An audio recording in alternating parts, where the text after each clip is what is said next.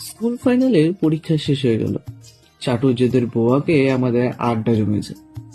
আমরা তিনজন আছি, সভাপতি টেনিদা, হাবুল সেন আর আমি প্যালারাম বাড়ুজ্জে। পটল ডাঙায় থাকি আর পটল দিয়ে শিঙি মাছের ঝোল খাই। আমাদের চতুর্থ সদস্য ক্যাবলা এখনো এসে পৌঁছায়নি। 4 জনে পরীক্ষা দিয়েছি। লেখাপড়ায় ক্যাবলা সবচেয়ে ভালো, হেডমাস্টার বলেছেন। ও নাকি স্কলারশিপও পাবে।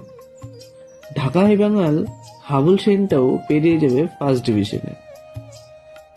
আমি 2বার অঙ্কের জন্য টিকবে দেখেছি, এবার থার্ড ডিভিশনে পাশ করলেও হতে পারি।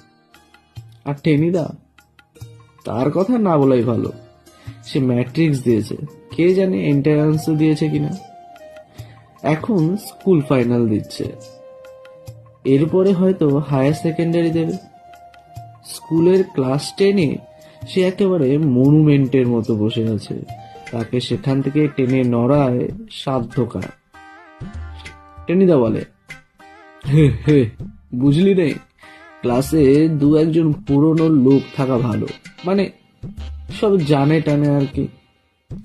নতুন ছোকরাদের একটু ম্যানেজ করতে হয়।